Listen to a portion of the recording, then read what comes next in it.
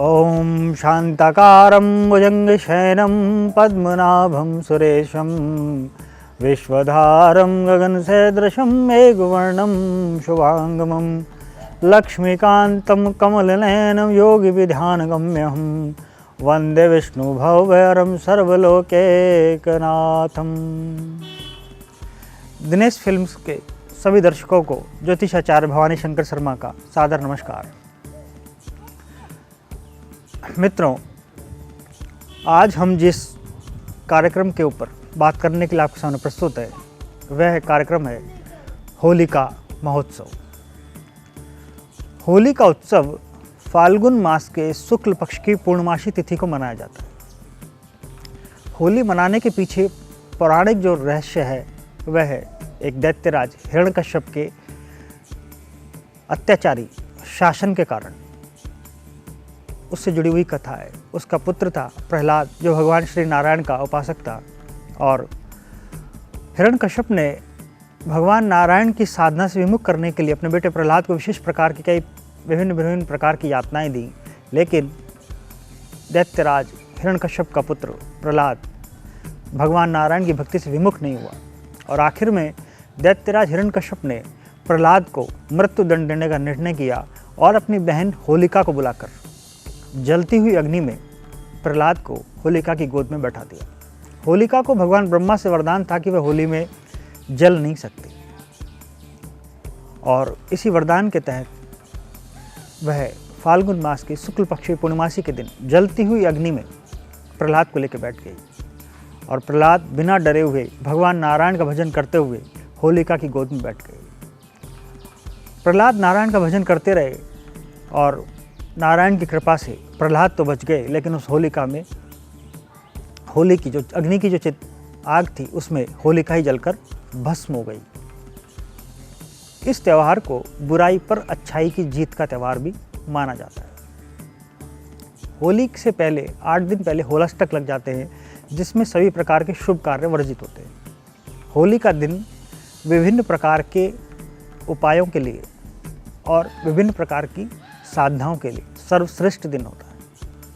होली के दिन की गई साधना, मंत्र जाप, दान, पुण्य सर्वदा यश, कामना पूर्ति और फल देने वाला होता है। इस बार होली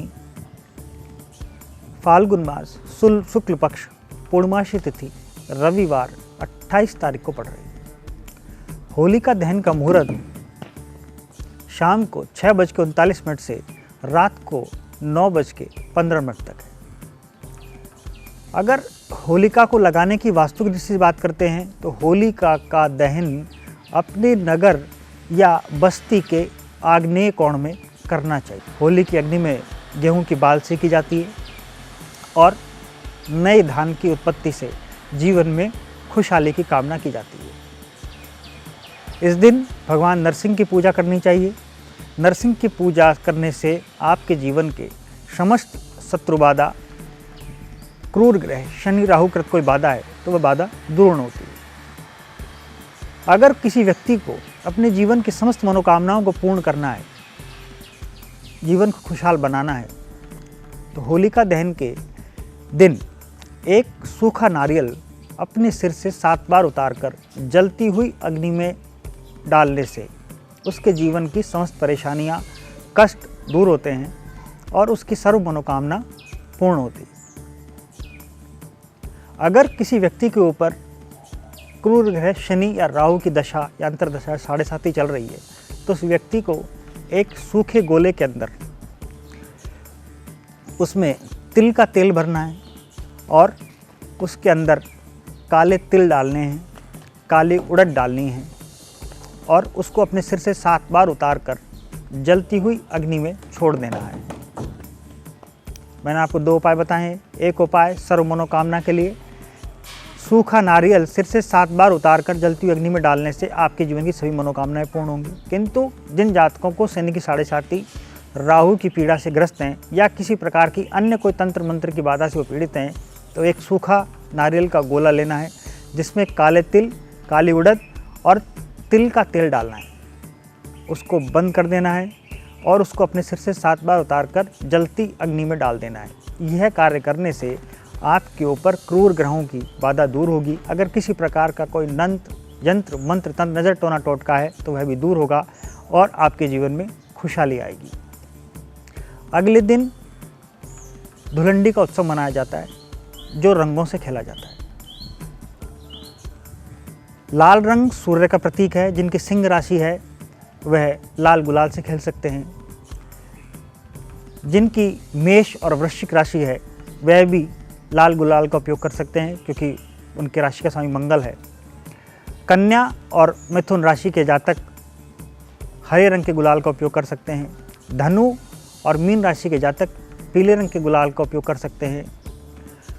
शुक्र के लिए गुलाबी रंग का गुलाल, वृष और तुला राशि के जातक गुलाबी रंग के गुलाल का इस्तेमाल कर सकते हैं। शनि की राशि मकर और कुंभ के जातक हल्के आसमानी कलर के गुलाल का उपयोग कर सकते हैं। इस प्रकार से इन राशियों के जातक अपनी राशि संबंधित रंग के गुलाल से होली का उत्सव मना सकते हैं, जिससे उनके जीवन में खुशहाली आए और समृद्धि की प्राप्ति हो। इसी मंगल कामना के साथ मैं आपसे विदा लेता हूँ। नमस्कार।